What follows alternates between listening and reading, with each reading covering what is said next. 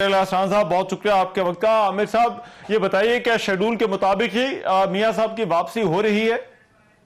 देखें, तब्दीली का दो तरीके से कैसे डिस्कशन हो रही है। एक तो ये कि आना तो है, अब किसी को शक व शुबा खत्म हो गया, जमानतें हो चुकी, एहतसाब अदालत से भी होगी और इस्लामाबाद हाई कोर्ट से भी होगी।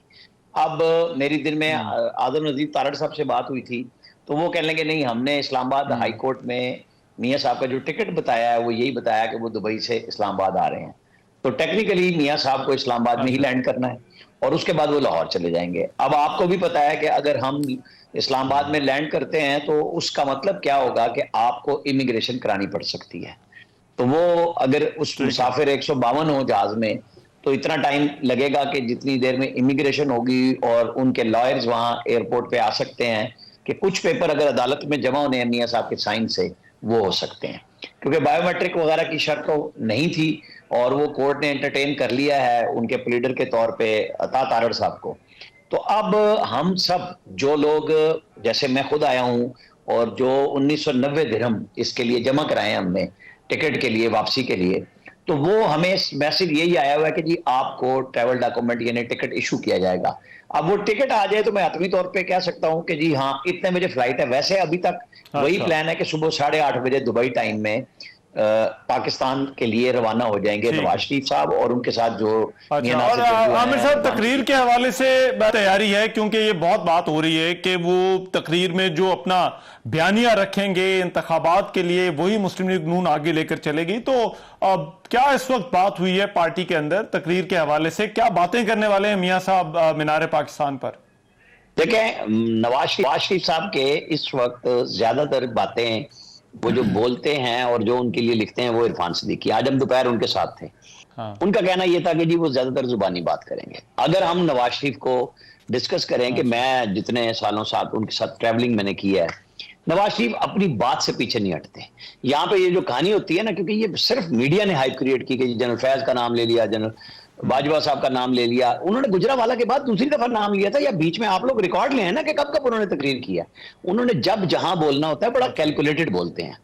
और उन्होंने लाहौर जब आना है, उन्होंने अपने ऑडियंस से बात करनी है, अपने वोटर को मुतवज्जो करना है। और इस दफा डेवलपमेंट से ज्यादा इकोनॉमिक इश्यूज पे बात होगी कि इकोनॉमिक रिहेबिलिटेशन पाकिस्तान की कैसे हो सकती है। वो ये नहीं आ रहे कि जी मैंने फलां को मार देना, जो इमरान खान का था, इसका एसी भी उतार दो, इसका फलाना भी कर दो, और वो गुस्से में कि मरियम नवाज को उसके वालिद के सामने से उठा लाओ। उनका गुस्सा नहीं खत्म होता था। शहबाज शरीफ के घर गाड़ी दोबारा नैब पहुंच जाए, हमजा के घर पहुंच जाए, छोड़ना नहीं, जिसकी वजह से वो अपना कोई काम नहीं कर सके। और नवाज शरीफ ये काम नहीं करने वाले, लेकिन असूली बातें वो सारी करेंगे कि इस मुल्क को चाहिए है कि जिन जिन लोगों ने आइन की खिलाफ वर्जी की है। आपको और हमें ये पता है कि चीफ जस्टिस काजी फायद ईसा साहब ने आज ही ये बात कही है कि 90 दिन में इलेक्शन वाली और सिविलियंस का फौजी अदालतों में ट्रायल, ये मैं जल्दी लगाने वाला हूं, शायद अगले हफ्ते में आ जाएंगे वो केसेस। तो जब इलेक्शन कराने की तरफ जा रहे हैं तो नवाज शरीफ को इलेक्शन चाहिए। नवाज शरीफ यहाँ पे ये नहीं आया कि पहले फलाने को टांग दो। जो कानून है वो इनके साथ भी था, ये अदालत में थे, इनको सजा दी गई, इनको जेल में भेजा गया, ये उसके ऊपर बैठे रहे। कोई ये तो नहीं हुआ ना कि कुट्टी कर दी है कि जी मैं नहीं बात करूंगा ना मैं किसी को नॉमिनेट करूंगा। उन्होंने शाहिद खान को वजीर आजम बनाया, अपने भाई को पार्टी का सदर बनाया। अब इशू यही है कि जी अब इमरान खान के ऊपर वो मकाफात अमल की सूरत में 3 रुकनी बेंच का फैसला आ रहा है कि ये पार्टी की सदारत नहीं रख सकते जब 5 साल के लिए नाअहल हो चुके। नाअहली भी मौजूद है। और हालांकि 11 रुकनी बेंच का फैसला था बेनजीर भुट्टो साहिबा के केस में कि आप जब तक सुप्रीम कोर्ट किसी पार्टी को मुल्क दुश्मन डिक्लेयर ना कर दे, आप उसकी पार्टी की सदारत नहीं छीन सकते। इन्होंने 3 रुकनी बेंच से की थी और वो फैसला भी इनफील्ड है।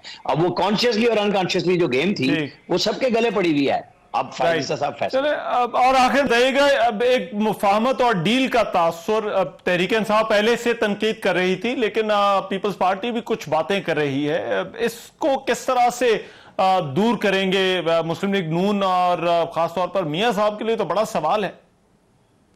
2 बातें तो नवाज शरीफ ही क्लियर करेंगे। वो डील के तहत आए हैं, वो डील के तहत गए थे, और वो क्या विजन रखते हैं पाकिस्तान को आगे अपनी, वो समझेंगे कि उनकी पार्टी को हुकूमत मिलती है तो वो क्या कर सकते हैं। अभी जो तासुर है ना, ये खत्म नहीं होता, इसके दोनों तरफ से हैं। एक तासुर अच्छा। ये है कि जी जो पीटीआई और उनके हमनवा हैं, और जिसके अंदर कुछ कुछ अब पीपल्स पार्टी भी बोल रही है, क्योंकि उनको सिंध के अंदर वो रास्ता रुकता हुआ नजर आ रहा है, तो वो बोल रहे हैं। एक वो है कि जी ओहो देखो जी, चौथी दफा का वजीर आजम आ रहा है, लोग बोल रहे हैं, लिख रहे हैं, उसका पॉजिटिव भी होता है। नेगेटिव तो पार्टी है ही है, उनके खिलाफ क्या नहीं भरा गया, यहां पूरी की पूरी ब्रिगेड लगाई गई, करोड़ हार रुपए लगाए गए उनके ऊपर, उनको खड़ा किया गया कि नवाज शरीफ चोर है, जरदारी चोर है, गद्दार है, फलाना है। तो अब जब वो डट के आ रहा है, उसको अदालतों ने रास्ता दे दिया, अदालतों ने सजाएं दी, अदालत ने रास्ता दे दिया, तो वो इसकी परवाह किए बगैर जाएंगे, और लोगों में इसका तासुर दोनों तरह से जाएगा। एक डील का जाएगा, और दूसरी तरफ जाएगा कि जी देखो मुक्तदर हल्के इनके साथ हैं, इन्होंने वजीर आजम बनना है, हमें इनकी बात सुननी चाहिए। वोटर दोनों तरह का होता है, डायहार्ड भी होता है, और वो फिजा देख के भी फैसला करता है। अब फिजा को कितना आगे ये ले जाएंगे अपने परसों के जलसे के बाद, ये आपको और हम सबको वॉच भी करना है, और ठीक है, तो ये देखना होगा आगे क्या होता है। बहुत